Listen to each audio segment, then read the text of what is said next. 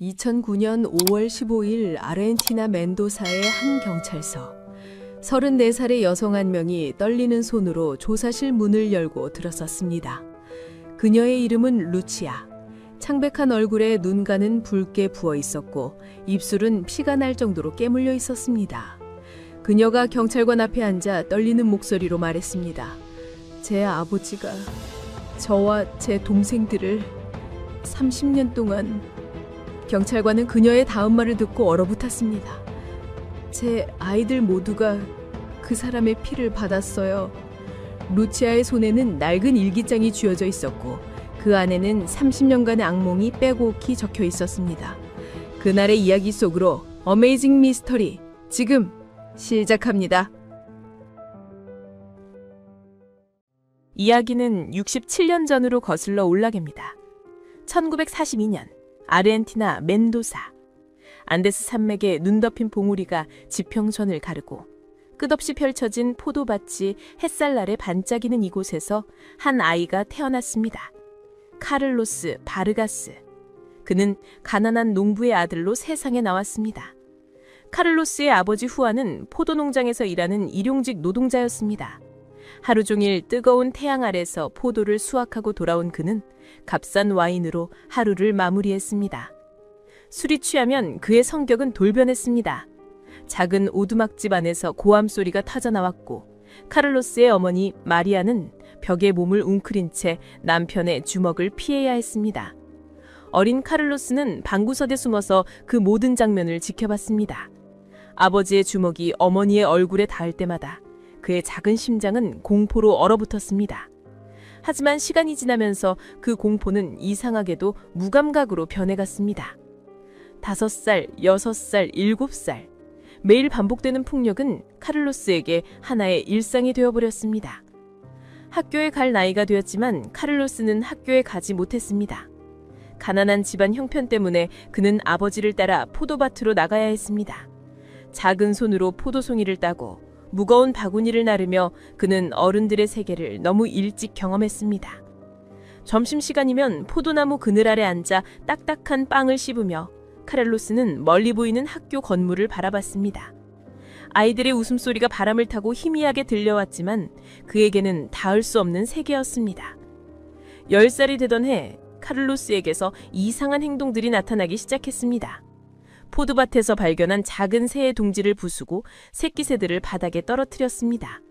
이웃집 고양이를 잡아 어두운 창고에 가두어 두고는 며칠 동안 방치했습니다.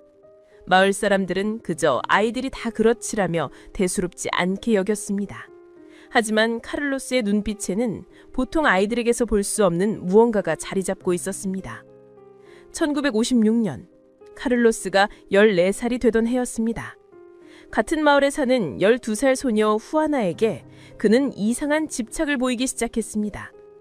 후아나가 우물에서 물을 기르러 오면 멀리서 지켜봤고 그녀가 집으로 돌아가는 길을 몰래 따라갔습니다. 후아나의 어머니가 이 사실을 알고 카를로스의 아버지에게 항의했지만 술에 취한 후아는 애가 좋아하는 거겠지 뭐 라며 웃어넘겼습니다. 그해 겨울 카를로스의 삶에 결정적인 사건이 일어났습니다. 추운 7월의 어느 밤 술에 취한 후안이 평소보다 더 심하게 마리아를 때렸습니다. 카를로스는 옆방에서 어머니의 비명을 들었지만 움직이지 못했습니다. 다음 날 아침 마리아는 침대에서 일어나지 못했습니다. 마을 의사가 왔을 땐 이미 늦었습니다. 공식 사인은 급성 뇌출혈이었지만 마을 사람들은 모두 진실을 알고 있었습니다. 어머니의 장례식 날 카를로스는 눈물 한 방울 흘리지 않았습니다. 그저 묘지 한켠에 서서 아버지의 뒷모습을 응시했습니다. 후아는 형식적으로 눈물을 닦는 척했지만 일주일 후면 벌써 다른 여자와 술집에 앉아 있었습니다. 14살의 카를로스는 그날부터 완전히 혼자가 되었습니다. 학교에 가지 못한 카를로스는 16살이 되자 포도주 공장에서 일하기 시작했습니다. 힘든 육체 노동이었지만 급여는 꾸준했습니다. 그는 돈을 모으기 시작했습니다. 무엇을 위해서인지 스스로도 정확히 알지 못했지만 막연히 이곳을 벗어나야 한다는 생각이 그를 움직였습니다. 아버지와 같은 오두막에서 살았지만 둘 사이의 대화는 거의 없었습니다. 후아는 여전히 술에 취해 집에 돌아왔고 카를로스는 그저 묵묵히 자신의 방에 틀어막혀 지냈습니다. 1962년 20살이 된 카를로스는 공장에서 승진하며 관리직이 되었습니다. 그의 외모는 나름대로 준수했습니다. 키가 크고 어깨가 넓으며 검은 머리카락은 항상 단정하게 빗겨져 있었습니다. 무뚝뚝한 맛에 책임감 있는 모습에 공장 사람들은 그를 믿었습니다. 그해 봄, 카를로스는 마을 축제에서 한 여인을 만났습니다. 이사벨라. 19살의 그녀는 밝은 미소와 부드러운 목소리를 가진 여성이었습니다. 가난한 재봉사의 딸이었던 그녀는 카를로스의 조용하면서도 강한 분위기에 끌렸습니다. 카를로스 역시 이사벨라의 순수한 모습에 마음이 움직였습니다. 아니, 적어도 그렇게 보였습니다. 두 사람은 빠르게 가까워졌습니다. 포도밭새를 걸으며 미래를 이야기하고 강가에 앉아 별을 바라보며 꿈을 나누었습니다. 이사벨라는 카를로스에서 자신이 구해줄 수 있는 상처받은 영혼을 보았습니다. 카를로스는 이사벨라에서 자신이 소유할 수 있는 무언가를 보았습니다. 1963년 2월, 두 사람은 작은 성당에서 결혼식을 올렸습니다. 하객은 많지 않았습니다. 이사벨라의 부모와 몇몇 친척들, 그리고 카를로스의 공장 동료 몇 명이 전부였습니다. 카를로스의 아버지 후아는 결혼식에 나타나지도 않았습니다. 하지만 이사벨라는 개의치 않았습니다. 그녀는 카를로스와 함께 새로운 삶을 시작할 수 있다는 사실만으로 행복했습니다. 신혼집은 멘도사 외곽의 작은 집이었습니다. 카를로스가 몇 년 동안 모은 돈으로 장만한 것이었습니다. 방 2개, 부엌 하나, 작은 마당. 이사벨라는 집안을 꾸미며 행복했습니다. 창문에 커튼을 달고 부엌에 꽃을 놓고 침실 벽에 작은 십자가를 걸었습니다. 카를로스는 조용히 그녀의 모습을 지켜봤습니다. 때로는 미소를 짓기도 했지만 그 미소 뒤에 무엇이 숨겨 있는지 이사벨라는 알지 못했습니다. 결혼한 지 6개월 후 이사벨라는 임신 사실을 알았습니다. 그녀는 기쁨에 겨워 카를로스에게 전했습니다. 카를로스는 잠시 말없이 그녀를 바라보다가 천천히 미소를 지으며 그녀를 안아주었습니다. 우리 아이야, 우리만 해. 그의 속삭임은 다정했지만 그 안에 이상한 소유욕이 배어 있었습니다. 1964년 5월, 첫 번째 딸 루치아가 태어났습니다. 작고 연약한 아기는 큰 눈을 깜빡이며 세상을 바라봤습니다. 이사벨라는 행복의 눈물을 흘렸고 카를로스는 조용히 딸을 안았습니다. 그의 손가락이 아기의 작은 손을 감쌌습니다. 부드럽지만 단단히, 마치 절대 놓치지 않겠다는 듯. 멘도사의 여름은 뜨겁고 건조했습니다. 포도밭의 포도들이 익어가고 와인 공장은 바쁜 시기를 맞았습니다. 카를로스는 열심히 일했고 이사벨라는 집에서 아기를 돌보았습니다. 겉으로 보기에 그들은 평범한 가정이었습니다. 이웃들은 그들을 보며 좋은 부부라고 말했습니다. 하지만 밤이 되면 분위기는 달라졌습니다. 루치아가 잠든 후 카를로스는 아기의 방에 오래 머물렀습니다. 요담 옆에 앉아 아기의 얼굴을 지켜봤습니다. 이사벨라는 처음에는 좋은 아버지라고 생각했습니다. 하지만 시간이 지나면서 그녀는 남편의 눈빛에서 무언가 이상한 것을 감지하기 시작했습니다. 너무 강렬한 시선, 너무 깊은 집착. 어느 날 밤 이사벨라가 잠결에 깼을 때에는 카를로스가 침대에 없었습니다. 그녀는 볼도를 걸어 루치아의 방으로 갔습니다. 문틈 사이로 희미한 불빛이 새어나왔고 카를로스의 속삭이는 소리가 들렸습니다. 너는 영원히 아빠의 것이야. 루치아, 아무도 너를 가져갈 수 없어. 이사벨라는 몸이 얼어붙었습니다. 뭔가 잘못되었다는 본능적인 느낌이 들었지만 그녀는 그 생각을 억누르려 애썼습니다. 그냥 딸을 사랑하는 아버지일 뿐이야. 스스로에게 되뇌이며 다시 침실로 돌아갔습니다.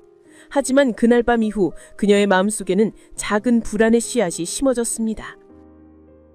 루치아는 아버지의 그늘 아래서 자랐습니다. 1960년대 후반의 멘도사는 와인 산업의 호황을 누리고 있었고 카를로스의 공장 역시 사업이 번창했습니다. 그는 평범한 가장으로 보였습니다. 매일 아침 일찍 집을 나서 공장으로 향했고 저녁이면 피곤한 몸을 이끌고 돌아왔습니다. 주말에는 마당에서 루치아와 놀아주기도 했습니다. 이웃들은 그를 성실한 노동자이자 좋은 아버지라고 평가했습니다. 1967년 이사벨라는 둘째 딸을 낳았습니다. 카르멘. 루치아보다 3살 어린 동생이었습니다. 가족이 늘어나면서 카를로스는 더 큰 집으로 이사했습니다. 멘도사 중심가에서 조금 떨어진 곳이었지만 방이 3개나 되는 제법 넓은 집이었습니다. 작은 정원도 있었고 담장으로 둘러싸여 있어 외부와 적당히 차단되어 있었습니다. 이사벨라는 새 집에서 행복해했습니다. 카를로스는 아내의 미소를 보며 만족스러워했지만 그의 시선은 자주 성장하는 루치아에게로 향했습니다. 1970년 12월 셋째 딸 다니엘라가 태어났습니다. 연이은 출산으로 이사벨라의 몸은 약해졌지만 그녀는 세 딸을 정성껏 키웠습니다. 카를로스는 공장에서 부공장장으로 승진하며 수입이 늘어났습니다. 경제적으로는 안정적인 가정이었습니다. 루치아는 초등학교에 입학했고 똑똑하고 조용한 아이로 자랐습니다. 선생님들은 그녀를 모범생이라고 칭찬했습니다. 하지만 집안의 분위기는 서서히 변하고 있었습니다. 카를로스는 점점 더 많은 시간을 루치아의 방에서 보냈습니다. 처음에는 책을 읽어주고 숙제를 도와주는 것처럼 보였습니다. 이사벨라는 남편이 딸의 교육에 관심을 갖는 것이라 생각하며 안심했습니다. 그러나 카를로스의 눈빛은 점점 더 이상해졌습니다. 루치아가 목욕을 할 때면 문 밖에 서서 기다렸고 옷을 갈아입을 때도 문을 두드리며 괜찮은지 확인했습니다. 1970년 루치아는 15살이 되었습니다. 그녀의 몸은 소녀에서 여성으로 변화하고 있었습니다. 그해 여름은 유난히 더웠습니다. 멘도사의 기온은 40도를 넘나들었고 밤에도 열기가 쉽게 가시지 않았습니다. 루치아는 중학교에서 돌아오면 땀에 젖은 교복을 벗고 시원한 옷으로 갈아입었습니다. 카를로스는 그 시간을 정확히 알고 있었습니다. 어느 날 저녁, 이사벨라가 카르멘과 다니엘라를 데리고 이웃집을 방문했습니다. 루치아는 시험 공부를 해야 한다며 집에 남았습니다. 카를로스도 공장 일이 있다며 집에 있었습니다. 해가 지고 집안이 어두워지기 시작했을 때 카를로스는 루치아의 방문을 두드렸습니다. 루치아는 들어오세요 라고 대답했고 아버지가 들어왔을 때 이상한 낌새를 느끼지 못했습니다. 카를로스는 침대 가장자리에 앉으며 말했습니다. 루치아, 너도 이제 다 컸구나. 루치아는 책을 덮고 아버지를 바라봤습니다. 카를로스의 눈빛이 평소와 달랐습니다. 그의 손이 천천히 루치아의 어깨에 올려졌습니다. 아빠가 너를 얼마나 사랑하는지 알지? 루치아는 고개를 끄덕였지만 가슴속 어딘가에서 불안감이 올라왔습니다. 그리고 그날 밤 루치아의 삶은 영원히 바뀌었습니다. 카를로스는 딸에게 속삭였습니다. 이건 우리만의 특별한 사랑이야. 아무에게도 말하면 안 돼. 엄마가 알면 슬퍼하실 거야. 15살의 루치아는 무슨 일이 일어나는지 완전히 이해하지 못했습니다. 다만 온몸이 얼어붙고 목소리가 나오지 않으며 눈물만 볼을 타고 흘러내렸습니다. 카를로스는 그녀의 눈물을 닦아주며 다시 속삭였습니다. 울지 마. 이게 사랑이란다. 그날 이후 루치아는 변했습니다. 학교에서는 여전히 밝은 척했지만 집으로 돌아오는 발걸음은 무거웠습니다. 저녁 식사 시간에 가족들이 모여 앉아도 그녀는 아버지와 눈을 마주치지 못했습니다. 이사벨라는 딸의 변화를 느꼈지만 사춘기 때문이라고 생각했습니다. 루치아, 요즘 왜 그렇게 말이 없니? 어머니가 물었지만 루치아는 아무것도 아니에요 라고만 대답했습니다. 카를로스는 일주일에 2-3번씩 루치아의 방으로 갔습니다. 이사벨라가 어린 동생들을 재우거나 부엌에서 설거지를 하는 동안이었습니다. 그는 루치아에게 선물도 주었습니다. 새 옷, 예쁜 머리핀, 학용품. 마치 죄책감을 덮으려는 것 같은 행동이었습니다. 루치아는 그 선물들을 받으며 기계적으로 감사합니다 라고 말했지만 그녀의 눈빛은 점점 생기를 잃고 있었습니다. 밤마다 루치아는 악몽에 시달렸습니다. 깊은 구덩이에 빠져나오지 못하는 꿈, 누군가에게 쫓기는 꿈, 소리를 지르려 해도 목소리가 나오지 않는 꿈. 그녀는 땀에 젖어 잠에서 깨어났지만 옆방에서 들려오는 동생들의 평화로운 숨소리를 들으며 다시 눈을 감았습니다. 아무에게도 말할 수 없었습니다. 아버지의 말이 계속 머릿속에 울렸습니다. 엄마가 알면 슬퍼하실 거야. 1971년 봄, 학교에서 소풍을 갔습니다. 루치아는 친구들과 함께 웃으며 사진을 찍었습니다. 사진 속 그녀의 미소는 완벽해 보였습니다. 하지만 집으로 돌아오는 버스 안에서 그녀는 창밖을 바라보며 생각했습니다. 여기서 뛰어내리면 어떻게 될까? 하지만 그녀는 움직이지 않았습니다. 동생들을 생각했기 때문입니다. 카르멘과 다니엘라. 만약 자신이 없어지면 아버지의 시선이 동생들에게로 향할까봐 두려웠습니다. 여름이 다시 왔고 루치아는 16살이 되었습니다. 카를로스는 점점 더 대담해졌습니다. 주말부도 후 가족들이 마당에 모여있을 때도 루치아를 안방으로 불렀습니다. 이사벨라가 왜 루치아만 데려가요? 라고 물으면 카를로스는 공부 때문에 물어볼 게 있다고 대답했습니다. 이사벨라는 남편을 의심하지 않았습니다. 아니, 의심하고 싶지 않았습니다.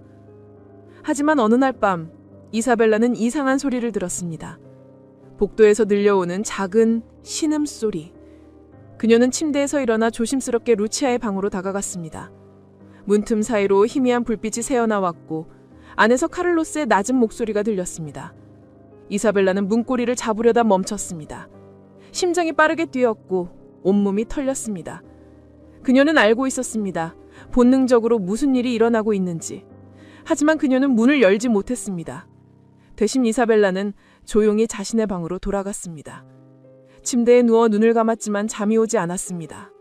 그녀의 머릿속엔 수많은 생각이 소용돌이쳤습니다. 내가 잘못 들은 거야. 설마 그럴 리가 없어. 루치아의 아버지인데. 스스로를 설득하려 애썼지만 가슴속 깊은 곳에선 준실을 알고 있었습니다. 다음날 아침 이사벨라는 루치아를 유심히 바라봤습니다. 딸의 창백한 패백, 푹 꺼진 눈, 억지로 짓는 미소. 모든 것이 말해주고 있었습니다. 하지만 이사벨라는 아무 말도 하지 않았습니다. 카를로스가 식탁에 앉아 신문을 읽을 때 그녀는 평소처럼 커피를 따라 주었고 그가 어묵 공장에 일찍 가야 해 라고 말하면 조심해서 다녀오세요 라고 대답했습니다. 마치 아무 일도 없는 것처럼, 마치 자신의 남편이 딸에게 저지르는 일을 모른 척하며 이사벨라는 그렇게 침묵을 선택했습니다. 가족을 지켜야 한다는 명목으로. 하지만 그 침묵은 루치아를 더욱 깊은 지옥으로 밀어넣고 있었습니다. 1972년이 지나고 1973년이 왔습니다. 루치아는 18살이 되었지만 그녀의 눈빛에는 나이보다 훨씬 더 깊은 어둠이 자리하고 있었습니다. 고등학교를 졸업한 그녀는 대학 진학을 포기했습니다. 카를로스가 집에서 엄마를 도와야 한다며 반대했기 때문입니다. 친구들은 하나둘 멘도사를 떠나 부에노스 아이레스로 유학을 갔지만 루치아는 그 집에 갇혀 있어야 했습니다. 낮에는 어머니를 도와 집안일을 했습니다. 빨래를 널고 음식을 만들고 동생들을 돌봤습니다. 카르멘은 이제 11살로 초등학교 고학년이 되었고 다니엘라는 8살로 활발한 아이로 자라고 있었습니다. 루치아는 동생들이 학교에서 돌아오면 간식을 챙겨주고 숙제를 도와주며 재미있는 이야기를 들려주었습니다. 동생들 앞에서만큼은 밝은 언니였습니다. 하지만 밤이 되면 모든 것이 달라졌습니다. 카를로스는 이제 아무런 거리낌도 없었습니다. 이사벨라가 부엌에 있든 동생들이 옆방에서 자고 있든 상관하지 않았습니다. 그는 루치아의 방문을 열고 들어왔고 루치아는 저항할 힘조차 잃은 지 오래였습니다. 그저 천장을 바라보며 이 시간이 빨리 지나가기만을 기도했습니다. 어떤 날은 카를로스가 나간 후 욕실로 달려가 토하기도 했습니다. 하지만 소리를 내지는 않았습니다. 동생들이 깰까봐 두려웠습니다. 1974년 가을, 루치아는 이상한 증상을 느꼈습니다. 아침마다 속이 메스꺼웠고 몸이 나른했습니다.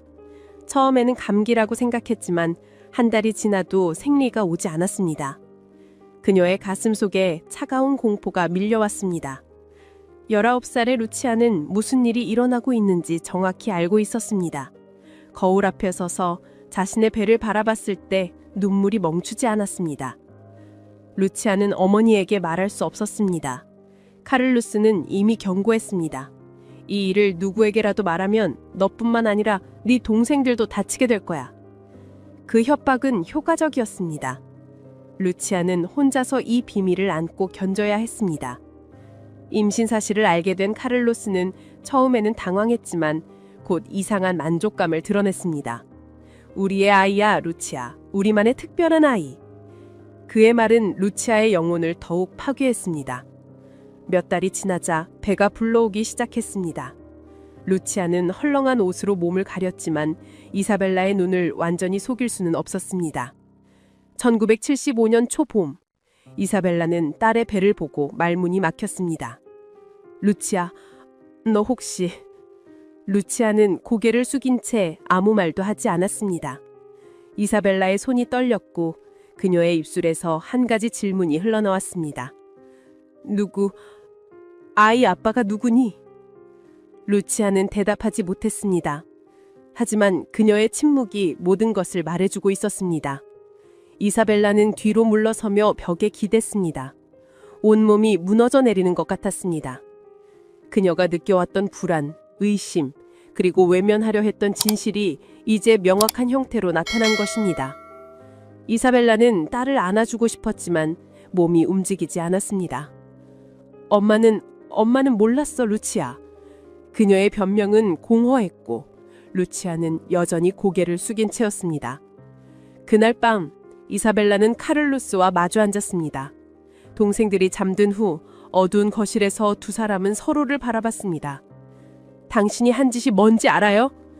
이사벨라의 목소리는 떨렸지만 분노가 섞여 있었습니다. 카를로스는 담담하게 대답했습니다. 루치아는 내 딸이야. 내가 어떻게 하든 내 권리지. 이사벨라는 숨이 막혔습니다. 이 남자가 정말 자신이 결혼한 사람이 맞는지 의심스러웠습니다. 경찰에 신고할 거예요. 이사벨라가 말했지만 카를로스는 차갑게 웃었습니다. 신고해봐. 그러면 이 가족이 어떻게 되는지 두고 봐. 루치아는 미쳤다고 할 거고 넌 아이들을 잃게 될 거야. 누가 널 믿겠어? 난 이 마을에서 존경받는 사람이야. 그의 말에는 확신이 차 있었습니다. 1970년대 아르헨티나의 작은 마을에서 가장의 권위는 절대적이었습니다. 이사벨라는 무력감에 휩싸였습니다. 결국 이사벨라는 또다시 침묵을 선택했습니다. 루치아의 임신을 숨기기 위해 가족은 잠시 멘도사 외곽의 친척집을 이사한다는 핑계를 댔습니다. 카를로스는 회사에 몇 달간 휴가를 신청했고 가족은 아무도 모르는 시골 마을의 작은 집으로 옮겼습니다. 그곳에서 루치아는 점점 배가 불러오는 것을 느끼며 공포와 슬픔 속에서 날들을 보냈습니다. 1975년 7월, 루치아는 20살의 나이로 아이를 낳았습니다. 진통이 시작될 때는 이사벨라만이 곁에 있었습니다. 병원에 갈 수 없기 때문에 마을의 산파를 불렀습니다. 산파는 어린 산모를 보고 의아해했지만 돈을 받고 입을 다물었습니다. 10시간의 고통 끝에 작은 남자아이가 태어났습니다. 아기의 울음소리가 방 안을 가득 채울 때 루치아는 기진맥진한 상태로 천장을 바라봤습니다. 카를로스는 아기를 안고 미소를 지었습니다. 마누엘, 이름을 마누엘이라고 하자. 루치아는 대답하지 않았습니다. 그녀의 눈에서는 눈물이 흘러내렸지만 소리 없는 눈물이었습니다. 이 아기는 그녀의 아들이었지만 동시에 아버지의 아들이기도 했습니다. 그리고 공식적으로는 그녀의 남동생이 될 예정이었습니다. 이사벨라는 출생 신고를 할 때 마누엘을 자신과 카를로스의 아들로 등록했습니다. 루치아의 이름은 어디에도 없었습니다. 몇 달 후 가족은 다시 멘도사로 돌아왔습니다. 이웃들에게는 이사벨라가 늦둥이를 낳았다고 설명했습니다. 사람들은 축하한다며 선물을 가져왔고 카를로스는 자랑스럽게 아들을 소개했습니다. 루치아는 옆에서 조용히 서 있었습니다. 사람들은 그녀를 착한 큰딸이라고 칭했습니다. 동생을 잘 도와주겠네요. 루치아는 억지로 미소를 지으며 끄덕였습니다. 마누엘은 빠르게 자랐습니다. 루치아는 밤마다 아기에게 젖을 물렸지만 공식적으로는 언니가 엄마를 돕는다는 설명이었습니다. 아기를 안고 있을 때면 루치아의 마음은 복잡했습니다. 이 아이를 사랑해야 할까, 증오해야 할까. 마누엘의 작은 손이 자신의 손가락을 잡을 때면 가슴 한편이 무너져 내렸습니다. 이 아이는 죄가 없었습니다. 하지만 이 아이의 존재 자체가 루치아의 고통을 상기시켰습니다. 카를로스는 아들이 생긴 후 더욱 교만해졌습니다.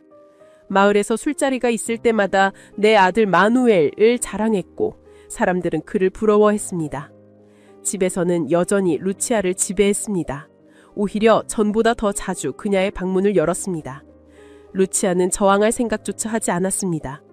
마누엘이 울 때마다 달려가 안아주며 그녀는 생각했습니다. 내가 버텨야 이 아이라도 지킬 수 있어. 그러던 어느 날 카를로스의 시선이 둘째 딸 카르멘에게로 향하기 시작했습니다. 1976년 카르멘은 14살이 되어 있었습니다. 루치아는 아버지의 눈빛을 알아챘습니다. 그 눈빛을 너무도 잘 알고 있었습니다. 공포가 온몸을 휘감았습니다. 아니야, 카르멘만은... 하지만 루치아는 무력했습니다. 그녀는 어린 동생을 지킬 힘이 없었습니다. 지옥은 이제 더 많은 영혼을 집어삼키려 하는 것이었습니다. 1977년 여름, 카르멘은 15살이 되었습니다. 언니 루치아가 그랬던 것처럼 카르멘도 소녀에서 여성으로 변해가고 있었습니다. 그녀는 활발하고 명랑한 성격으로 학교에서 인기가 많았습니다. 친구들과 함께 웃고 떠드는 모습은 평범한 10대 소녀 그 자체였습니다. 하지만 집으로 돌아오는 길목에서 그녀의 발걸음은 점점 느려졌습니다. 루치아는 동생을 지켜보며 불안에 떨었습니다.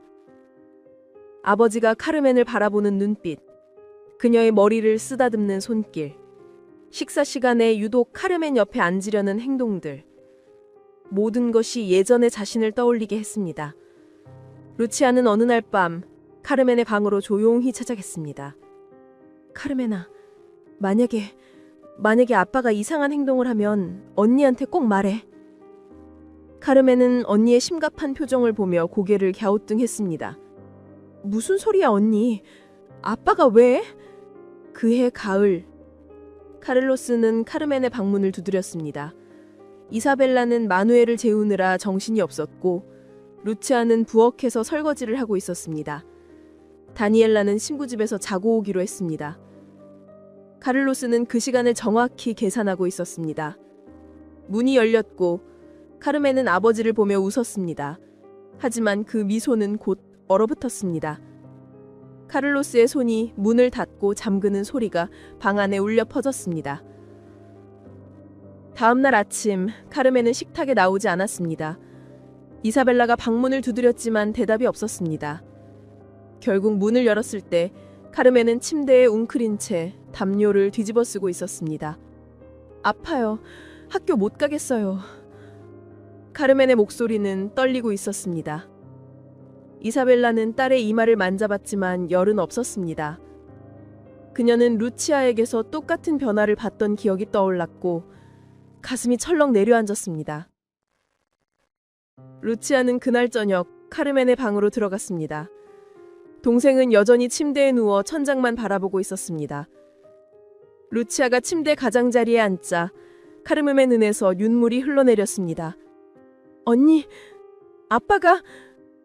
카르멘은 말을 잇지 못했고 루치아는 동생을 꽉 안아주었습니다. 두 자매는 말없이 울었습니다. 루치아가 가장 두려워했던 일이 현실이 된 것입니다. 이사벨라는 알고 있었습니다. 모든 것을 알고 있었습니다. 하지만 그녀는 여전히 침묵했습니다. 어느 날 밤 카를로스가 잠든 후 그녀는 거실에 혼자 앉아 울었습니다. 자신의 무력함이 한탄스러웠고 남편을 막지 못하는 자신이 증오스러웠습니다. 하지만 다음 날 아침이 오면 그녀는 다시 평범한 아내이자 어머니의 가면을 썼습니다. 카를로스에게 아침을 차려주고 아이들을 학교에 보내고 집안일을 했습니다. 마치 아무 일도 없는 것처럼. 1978년 봄, 다니엘라는 14살이 되었습니다. 세 자매 중 가장 어렸던 그녀는 이제 언니들의 어두운 비밀을 감지하기 시작했습니다.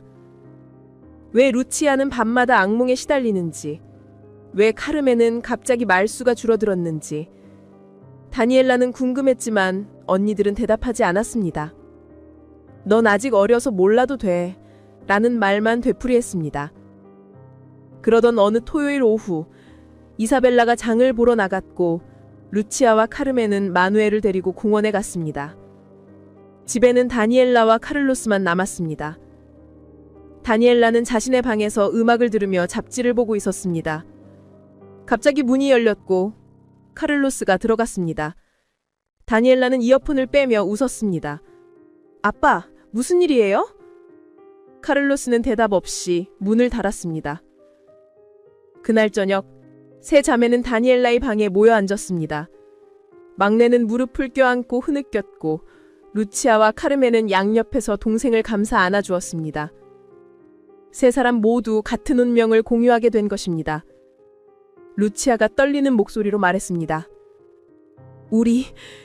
우리가 서로를 지켜야 해.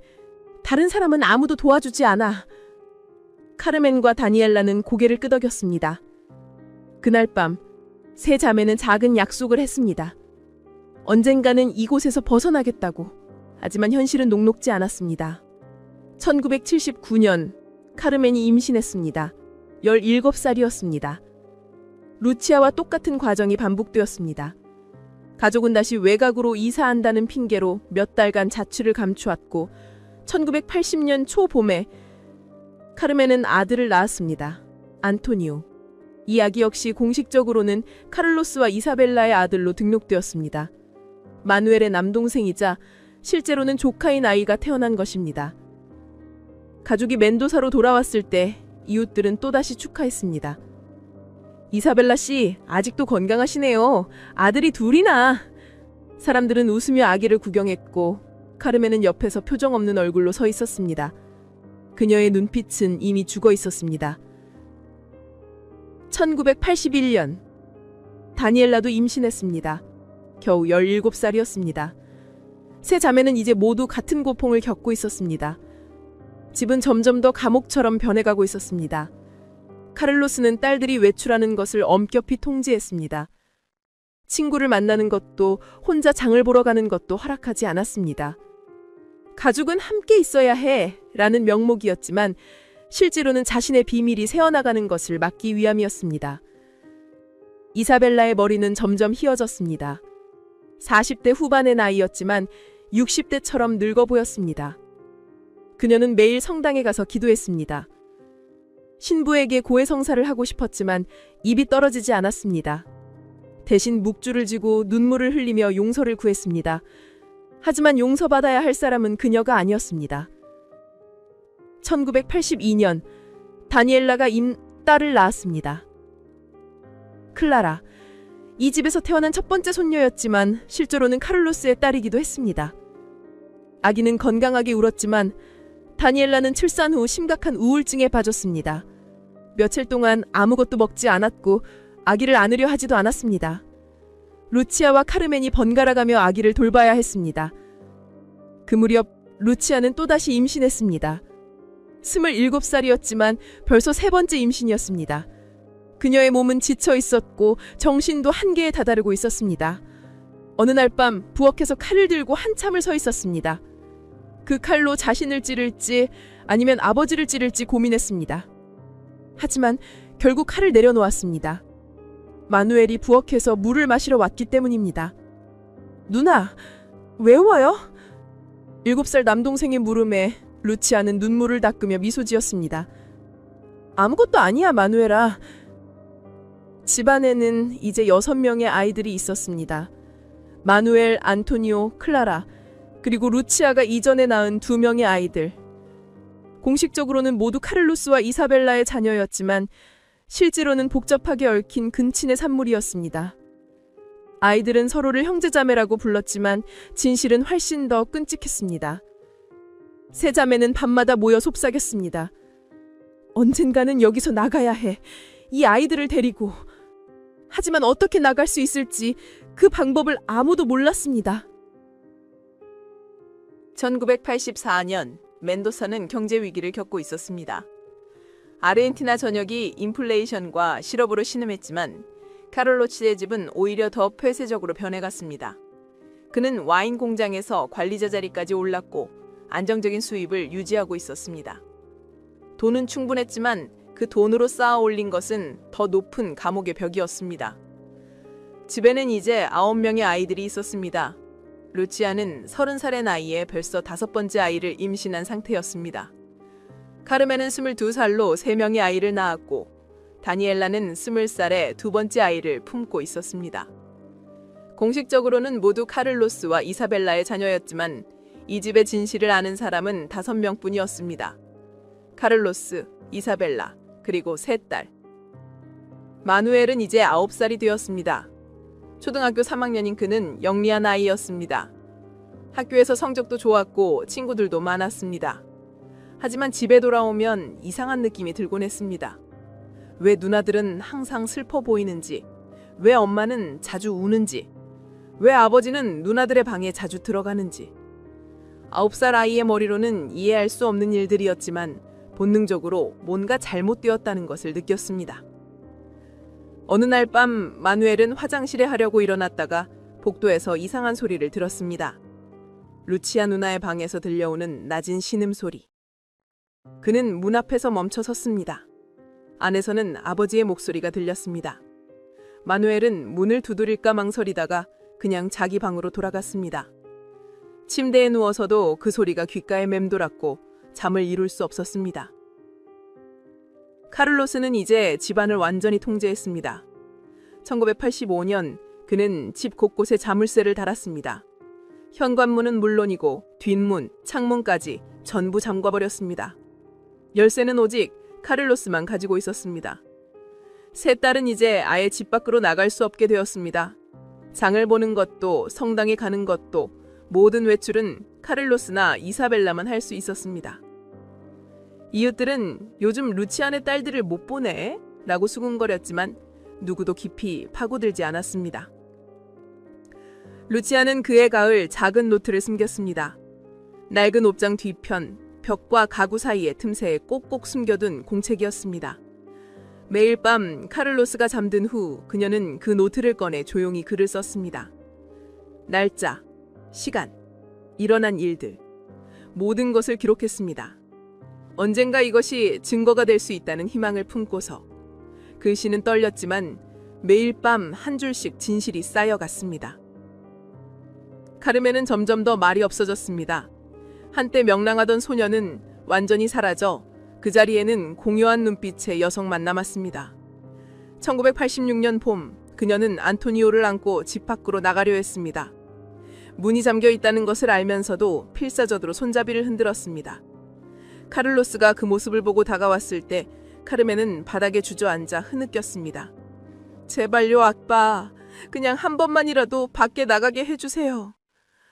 카를로스는 차갑게 대답했습니다. 넌 이 집에서 안전해. 밖은 위험하단다. 다니엘라는 가장 어렸지만 저항심이 가장 강했습니다. 그녀는 몇 번이고 탈출을 시도했고 이웃집에 소리를 지르려 했습니다. 하지만 매번 카를로스에게 붙잡혔고 그때마다 대가를 치러야 했습니다. 카를로스는 다니엘라를 어두운 창고에 가두었습니다. 며칠씩 아무것도 주지 않고 방치했습니다. 다니엘라가 창고에서 나왔을 때는 온몸이 떨리고 있었고 눈빛에서는 생기가 사라져 있었습니다. 이사벨라는 점점 더 병들어갔습니다. 50대 초반이었지만 건강이 급격히 나빠졌고 고혈압과 당뇨가 찾아왔고 밤마다 불면증에 시달렸습니다. 어느 날 밤 그녀는 침대에서 일어나 카를로스를 바라봤습니다. 남편은 평화로이 잠들어 있었습니다. 이사벨라는 배견을 들어 올렸습니다. 그의 얼굴 위에 올려놓으면 모든 것이 끝날 것 같았습니다. 하지만 그녀의 손은 떨렸고 결국 베개를 내려놓았습니다. 용기가 없었습니다. 1987년 마누엘은 12살이 되었습니다. 어느 날 학교 보건 수업에서 가족 나무를 그리라는 숙제를 받았습니다. 집에 돌아와 루치아 누나에게 물었습니다. 누나, 우리 가족 관계가 좀 이상하지 않아요? 엄마가 나를 낳았을 때 45살이라는데 그게 가능해요? 루치아는 순간 얼어붙었습니다. 마누엘의 영리한 눈이 자신을 바라보고 있었습니다. 그녀는 억지로 미소를 지으며 말했습니다. 늦은둥이도 있어, 마누엘아. 걱정하지 마. 하지만 마누엘의 의심은 계속 자라났습니다. 그는 집안 곳곳을 관찰하기 시작했습니다. 왜 누나들은 항상 방에만 있는지, 왜 친구들을 집으로 초대하지 못하는지, 왜 가족 사진이 거의 없는지 모든 것이 이상했습니다. 하지만 누구에게도 물을 수 없었습니다. 아버지는 무서웠고 어머니는 항상 우울해 보였으며 누나들은 말을 피했습니다. 그해 여름 루치아는 6번째 아이를 낳았습니다. 32살의 몸은 이미 한계에 다다랐습니다. 출산 후 과다출혈로 쓰러졌고 이사벨라는 급히 의사를 불렀습니다. 의사는 루치아의 상태를 보고 놀랐습니다. 이렇게 짧은 간격으로 6번이나 출산하다니 몸이 견딜 수 없습니다. 더 이상은 위험합니다. 카를로스는 의사에게 돈을 건네며 말했습니다. 우리 가족 일에는 신경 쓰지 마십시오. 1988년 초 세 자매는 마지막 탈출 계획을 세웠습니다. 카를로스가 공장에 출근한 사이 이사벨라를 설득해 문을 열게 하고 아이들을 데리고 경찰서로 달려기로 했습니다. 하지만 그날 아침 카를로스는 갑자기 공장에 가지 않았습니다. 오늘은 집에서 쉴 거야. 마치 그들의 계획을 눈치챈 것처럼 세 자매의 희망은 다시 한번 무너졌습니다. 카를로스는 이제 56살이었지만 여전히 강했습니다. 그의 소나귀에서 벗어나는 것은 불가능해 보였습니다. 집안의 공기는 점점 더 무겁게 가라앉았고 아이들은 그 분위기 속에서 자라났습니다. 마누엘 비롯 아이들은 이 집의 이상한 분위기를 느끼며 자라났지만 진실이 무엇인지는 알지 못했습니다. 루치아는 노트에 또 한 줄을 적었습니다. 1988년 3월 15일. 우리는 여전히 이곳에 갇혀 있지만 언젠가 이 글이 세상에 나가기를 바랍니다. 1990년대가 시작되었습니다. 아르헨티나는 민주화 이후 경제개혁을 추진하고 있었지만 바르가스가의 집은 여전히 시간이 멈춘 듯 했습니다. 카를로스는 이제 58살이 되었고 머리는 하얗게 새었지만 그의 지배력은 전혀 약해지지 않았습니다. 오히려 나이가 들수록 집안 통제는 더욱 강화되었습니다. 루치아는 35살이었습니다. 20년이 넘는 세월 동안 그녀는 7명의 아이를 낳았습니다. 모두 아버지의 아이였고 모두 공식적으로는 남동생이었습니다. 거울을 볼 때마다 자신의 얼굴에서 늙어가는 모습을 보았습니다. 35이었지만 45처럼 보였습니다. 눈가의 주름, 휘어진 머리카락, 생기 없는 피부. 청춘은 이미 오래전에 사라졌습니다. 카르멘은 30살로 4명의 아이를 키우고 있었습니다. 그녀는 점점 더 현실과 단절되어 갔습니다. 하루 종일 멍하니 창밖만 바라보거나 아무 말 없이 구석에 앉아있곤 했습니다. 이사벨라가 카르멘아, 밥 먹어야지 라고 불러도 대답이 없었습니다. 마치 영혼이 이미 이 집을 떠나버린 것 같았습니다. 다니엘라는 27살이었습니다. 세 자매 중 가장 어렸지만 여전히 저항하는 마음을 잃지 않았습니다. 그녀는 은밀히 계획을 세우고 있었습니다. 창문 틈새로 종이 쪽지를 던져 이웃에게 도움을 청하려 했고 우편 배달부가 오면 문 앞에서 소리를 지르려 했습니다. 하지만 카를로스는 항상 한 발 앞서 있었습니다. 마치 그녀의 생각을 읽는 것처럼. 1992년 마누엘은 17살이 되어 고등학교에 다니고 있었습니다. 그는 집안에서 유일하게 학교를 다니는 아이였습니다. 카를로스는 아들만큼은 교육시켜야 한다고 믿었습니다. 하지만 다른 아이들은 학교에 보내지 않았습니다. 집에서 내가 가르칠 거야 라는 명목이었지만 실제로는 외부와의 접촉을 차단하기 위함이었습니다. 마누엘은 학교 친구들과 이야기를 나누면서 점점 더 자신의 집이 이상하다는 것을 깨달았습니다. 친구들은 주말에 가족과 외출하고 명절에는 친척들을 만나고 생일 파티를 열었습니다. 하지만 마누엘의 집은 달랐습니다.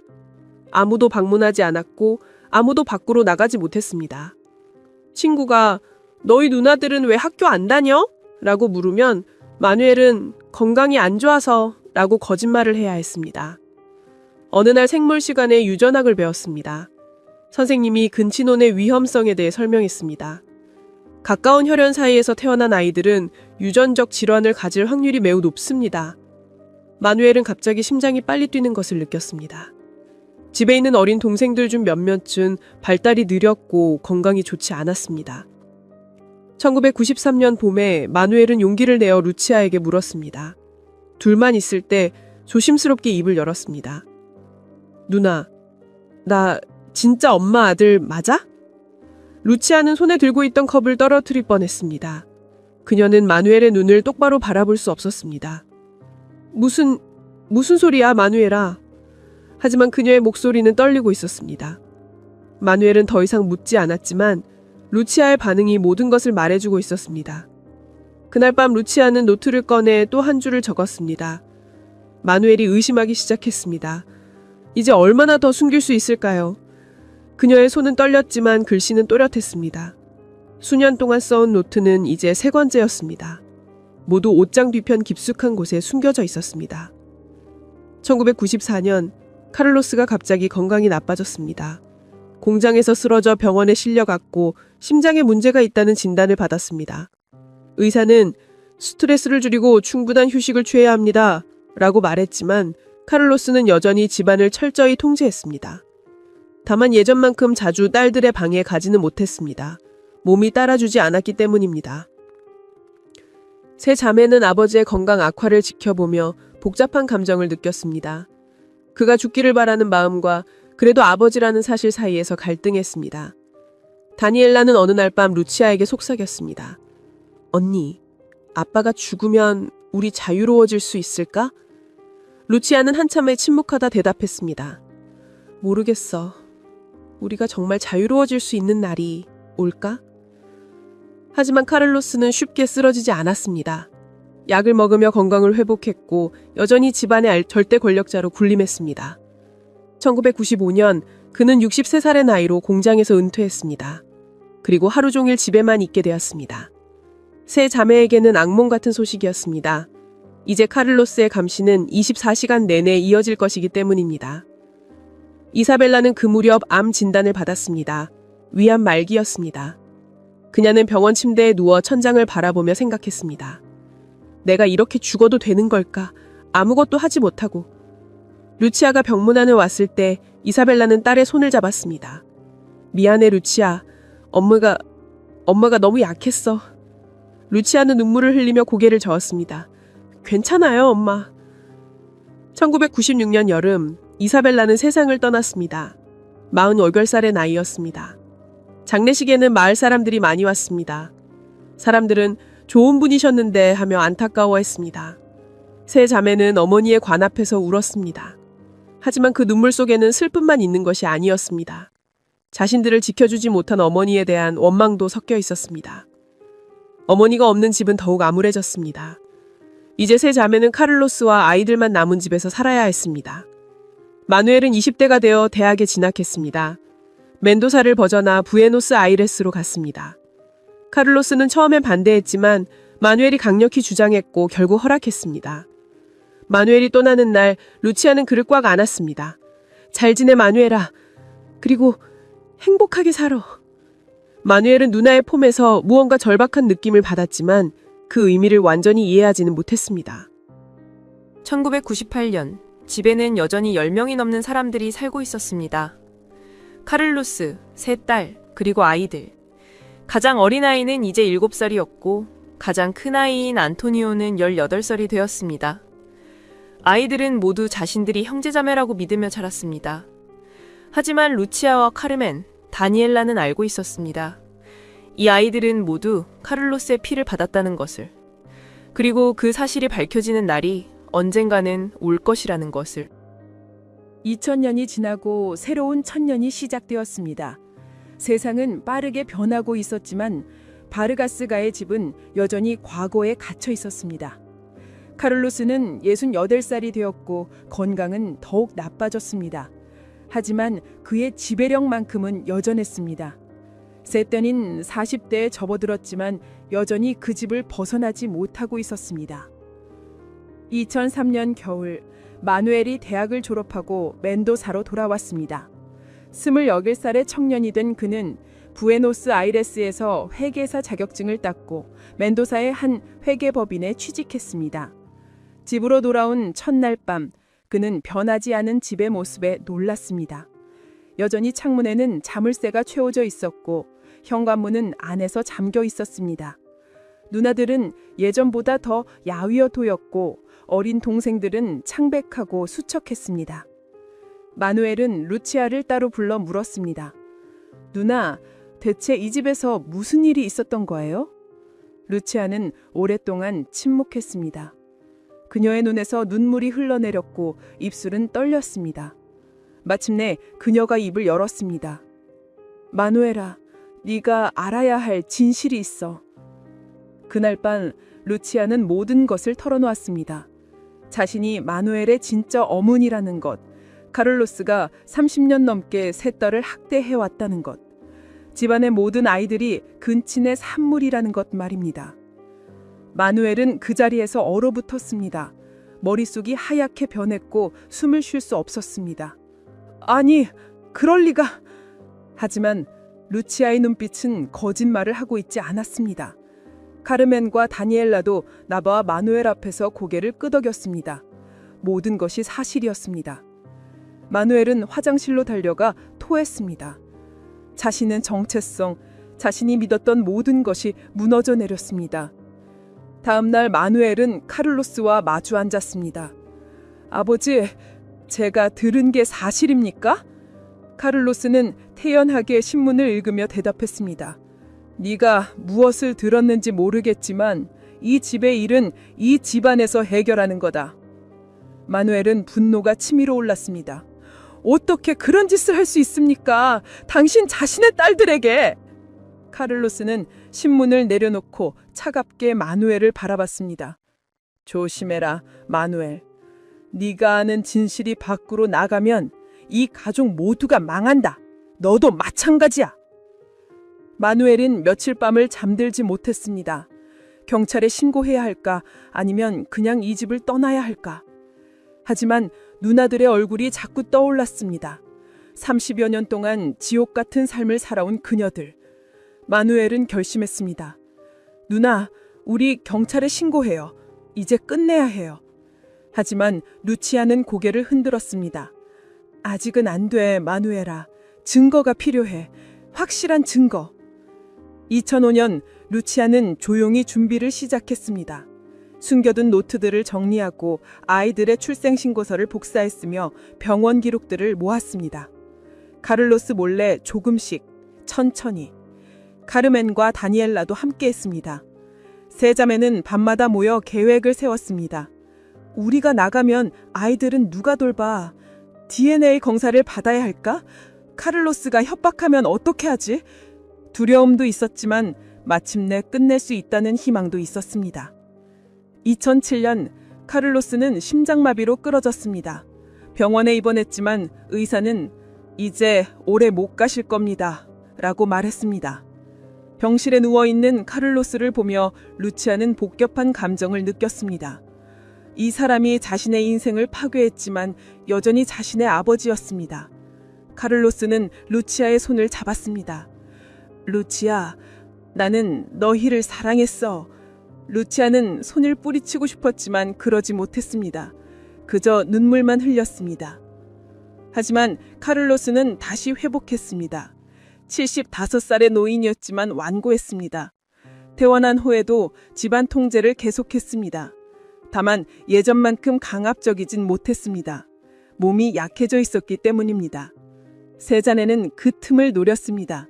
조금씩 자유를 되찾기 시작했습니다. 창문을 몰래 열고 밤에 마당으로 나가고 때로는 이웃과 대화를 하기도 했습니다. 2009년 봄 루치아는 마침내 결심했습니다. 이제 더 이상 미룰 수 없었습니다. 아이들 중 몇몇은 건강에 문제가 생기기 시작했고 심리적으로도 불안정했습니다. 이대로 가다가는 다음 세대까지 피해가 이어질 것 같았습니다. 루치아는 노트를 가방에 넣고 증거 서류들을 챙겼습니다. 카르멘과 다니엘라에게 말했습니다. 내가 먼저 갈게. 너희는 아이들 돌보고 있어. 2009년 5월 15일 금요일 아침, 카를로스가 산책을 나간 사이였습니다. 루치아는 집을 나섰습니다. 마누엘이 차로 데리러 왔고 둘은 경찰서로 향했습니다.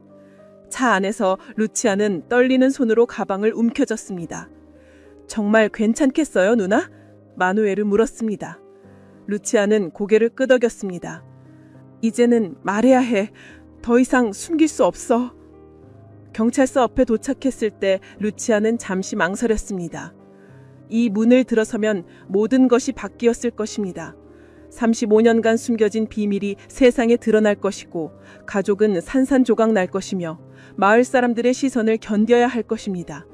하지만 루치아는 기쁜 숨을 들이쉬고 문을 열었습니다. 조사실에 들어간 루치아는 경찰관 앞에 앉았습니다. 그녀의 손은 떨리고 있었고 목소리도 떨렸습니다. 하지만 또렷하게 말했습니다. 제 아버지 카를로스 바르가스가 저와 제 두 동생을 30년 넘게 성폭행했고, 그리고 우리가 낳은 10명의 아이들은 모두 그 사람의 자녀입니다. 경찰관은 믿을 수 없는 표정으로 그녀를 바라봤습니다. 루치아는 가방에서 노트를 꺼냈습니다. 여기 모든 기록이 있습니다. 노트를 펼쳐 수십 년간 적어온 글들이 빼곡히 나타났습니다. 날짜, 시간, 일어난 일들. 경찰관은 몇 페이지를 읽더니 얼굴이 창백해졌습니다. 이내 다른 경찰관들을 불렀고 루치아의 진술은 공식적으로 기록되기 시작했습니다. 그 순간 루치아는 느꼈습니다. 마침내 이 악몽이 끝나기 시작했다는 것. 눈물이 흘러내렸지만 이번엔 슬픔의 눈물이 아니었습니다. 해방의 눈물이었습니다. 루치아의 신고가 접수되자 멘도사 경찰서는 발칵 뒤집혔습니다. 경찰서장은 긴급회의를 소집했고 여성아동 보호팀이 즉시 투입되었습니다. 담당 형사 마르티네스는 루치아의 진술을 들으며 믿기 어렵다는 표정을 지었습니다. 30년 넘게 이런 일이 벌어졌다는 게 정말입니까? 루치아는 고개를 끄덕이며 노트를 내밀었습니다. 수십 건의 공책에 빼곡히 적힌 기록들, 날짜와 시간까지 정확하게 기록된 증언들이 형사의 책상 위에 쌓였습니다. 경찰은 즉시 바르가스 가로 향했습니다. 오후 2시, 경찰차 3대가 집 앞에 멈춰 섰습니다. 카를로스는 마당에서 의자에 앉아 신문을 읽고 있었습니다. 77살의 노인은 경찰들이 다가오는 것을 보고도 태연했습니다. 무슨 일이십니까? 마르티네스 형사가 영장을 내밀며 말했습니다. 카를로스 바르가스 씨, 당신은 성폭력과 근친상간 혐의로 체포됩니다. 그제야 카를로스의 얼굴이 굳어졌습니다. 무슨 헛소리를... 하지만 경찰은 이미 그의 손에 수갑을 채우고 있었습니다. 집안에 있던 카르멘과 다니엘라는 창문을 통해 그 광경을 지켜봤습니다. 아버지가 경찰차에 실려가는 모습을 보며 두 사람은 서로를 꽉 껴안았습니다. 눈물이 흘러내렸지만 그 눈물 속에는 안도감이 섞여 있었습니다. 아이들은 무슨 일인지 몰라 혼란스러워했습니다. 할아버지가 왜 잡혀가요? 막내가 물었지만 카르멘은 대답할 수 없었습니다. 어떻게 설명해야 할지 알 수 없었습니다. 경찰은 집안을 수색했습니다. 루치아가 숨겨둔 노트들을 찾아냈고 아이들의 출생 서류를 확보했습니다. 잠겨있던 창문의 자물쇠들, 바깥쪽에서만 열리는 문고리들, 모든 것이 증거가 되었습니다. 형사들은 집안 곳곳을 살펴보며 고개를 저었습니다. 이 집 자체가 거대한 감옥이었습니다. 그날 저녁 카르멘과 다니엘라도 경찰서로 출두했습니다. 별도의 조사실에서 각각 진술했습니다. 카르멘은 떨리는 목소리로 자신이 겪은 일들을 이야기했습니다. 15살 때부터 시작된 학대, 4번의 임신, 끝없는 공포. 다니엘라는 더 격렬하게 분노를 표출했습니다. 그 사람은 괴물이에요. 인간이 아니에요. 우리 인생을 완전히 파괴했어요.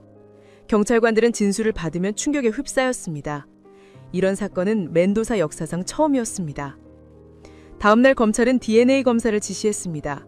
카를로스와 3딸, 그리고 10명의 아이들 모두에게서 혈액 샘플을 채취했습니다. 의료진은 아이들을 검사하며 여러 건강 문제를 발견했습니다. 근친으로 인한 유전적 질환들이었습니다. 몇몇 아이들은 발달 장애를 보였고 일부는 선천적 심장 질환을 앓고 있었습니다. 의사들은 보고서를 작성하며 한숨을 쉬었습니다. 일주일 후 DNA 검사 결과가 나왔습니다. 10명의 아이들 중 9명이 카를로스의 생물학적 자녀로 확인되었습니다. 1명만 다른 사람의 아이였는데 이는 루치아가 20대 초반에 잠깐 만났던 남자의 아이였습니다. 검찰은 이 결과를 바탕으로 정식 기소를 준비했습니다. 혐의는 명확했습니다. 장기간에 걸친 성폭력, 근친상간, 감금, 아동학대. 5월 22일 사건이 언론에 보도되었습니다. 멘도사의 지역신문이 처음 기사를 냈고 곧 전국 언론이 따라붙었습니다. 멘도사의 공포, 30년간 딸들을 학대한 아버지, 근친으로 태어난 10명의 아이들. 헤드라인이 신문 1면을 장식했습니다. 사람들은 충격에 휩싸였습니다. 카페에서, 직장에서, 거리에서 이 이야기가 오르내렸습니다. 바르가스가의 집 앞에는 기자들이 몰려들었습니다. 카메라가 집을 비추고 마이크를 이웃들을 향했습니다. 바르가스 씨 가족을 알고 계셨습니까? 이상한 점을 눈치채신 적은 없으셨나요? 이웃들은 당황스러워했습니다. 전혀 몰랐어요. 조용한 가족인 줄만 알았죠. 가끔 딸들이 안 보인다 싶었는데 설마 이런 일이. 어떤 이웃은 자책했습니다. 내가 좀 더 관심을 가졌어야 했는데. 마을 사람들의 반응은 엇갈렸습니다. 대부분이 세자매의 동정을 보였지만 일부는 수근거렸습니다. 왜 진작에 신고를 안 하지?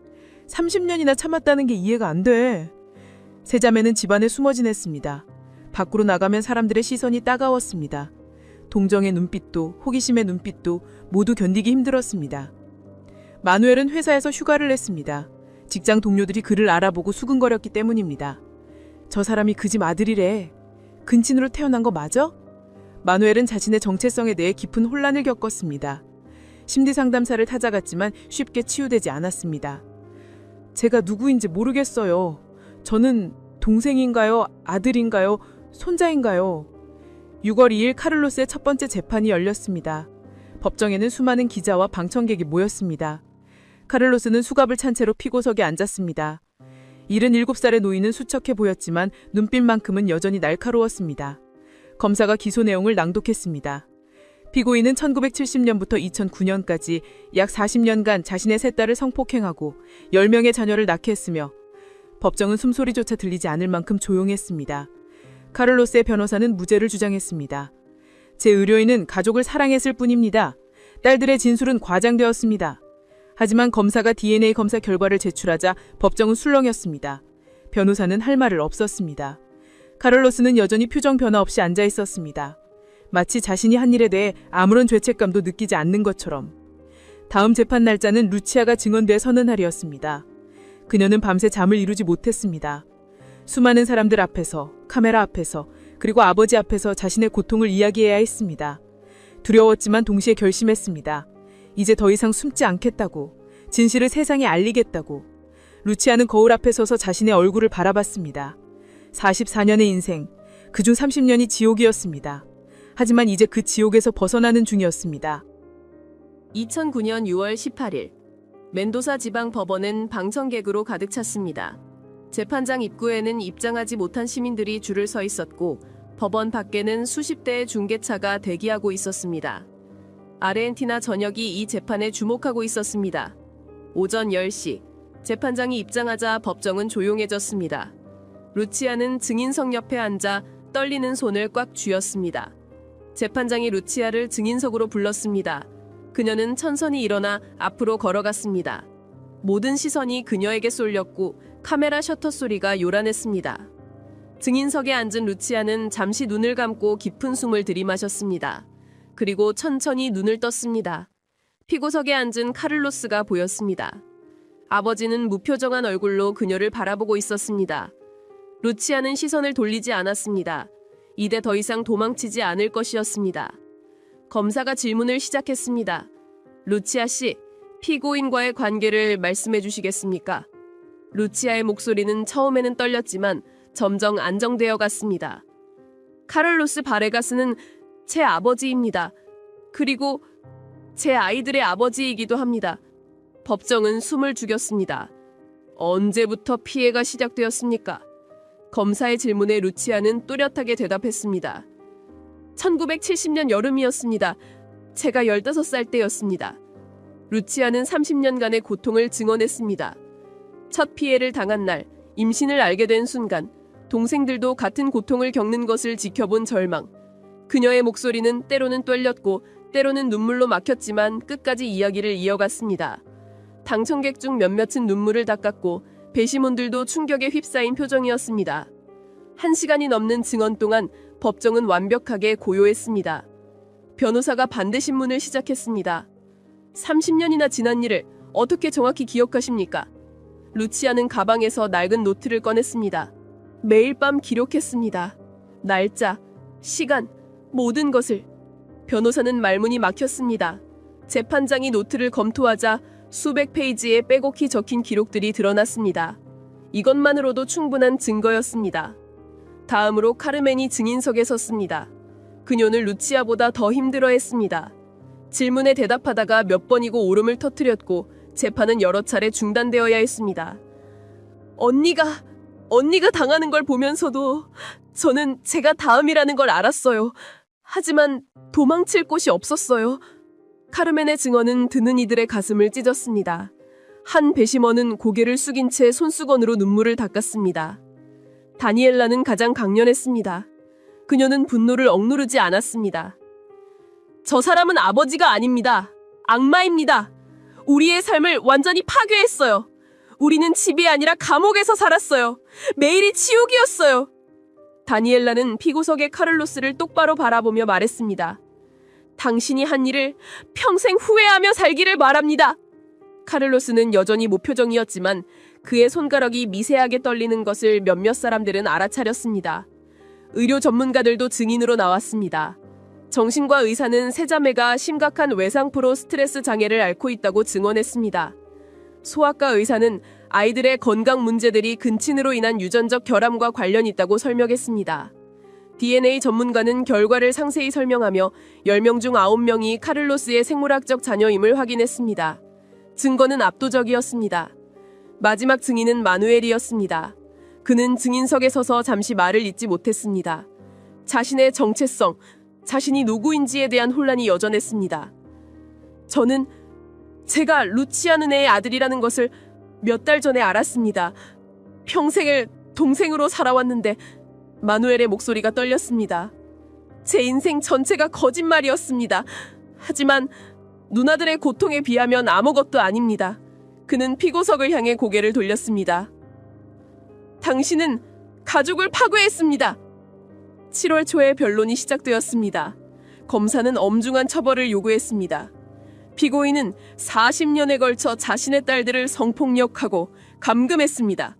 이는 인간으로서 상상할 수 없는 범죄입니다.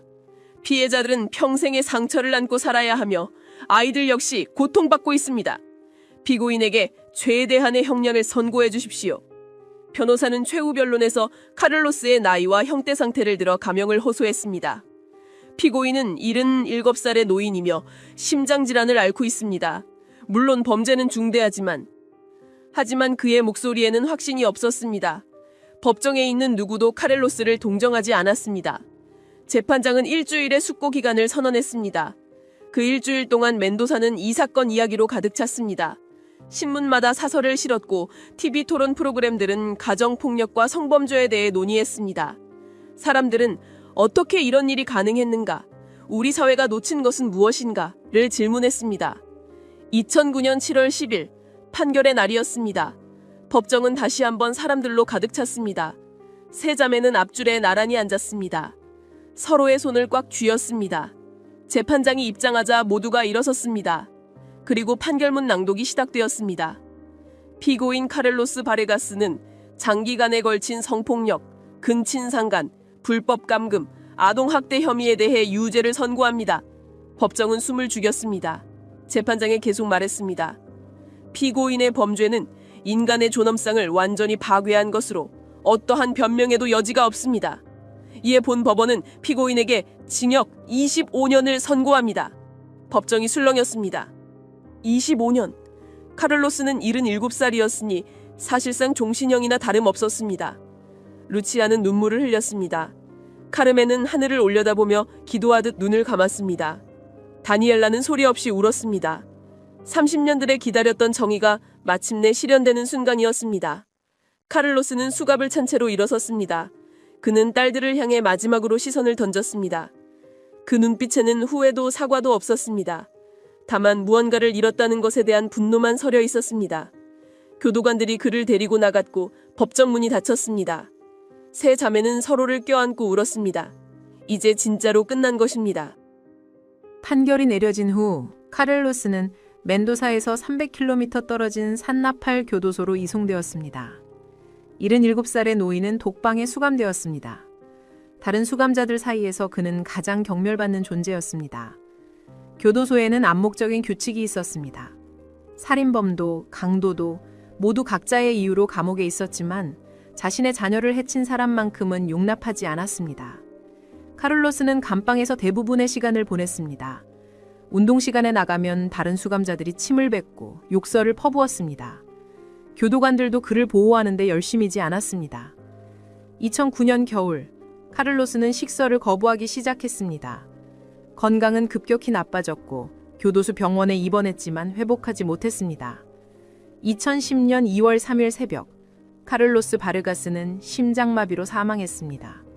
78의 나이였습니다.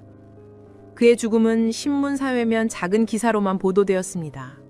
장례식에는 아무도 오지 않았습니다. 세 딸은 장례식장을 찾지 않았고 마누엘도 가지 않았습니다. 카를로스의 시신은 공동묘지 한 구석에 조용히 묻혔습니다. 묘비에는 이름과 날짜만 새겨졌습니다. 꽃 한 송이 놓이지 않은 무덤이었습니다. 루치아는 그 소식을 듣고 아무런 감정도 느끼지 못했습니다. 슬프지도 기쁘지도 않았습니다. 그저 공허함만 느껴졌습니다. 이제 정말 끝났구나. 그녀는 창밖을 바라보며 속으로 중얼거렸습니다. 40년의 악몽이 마침내 완전히 종결되는 순간이었습니다. 판결 이후 세자매는 새로운 삶을 시작해야 했습니다. 아르헨티나 정부는 피해자 지원 프로그램을 통해 심리치료와 경제적 지원을 제공했습니다. 루치아, 카르멘, 다니엘라는 각각 전문 상담사를 만나 정기적으로 치료를 받았습니다. 처음에는 힘들었습니다.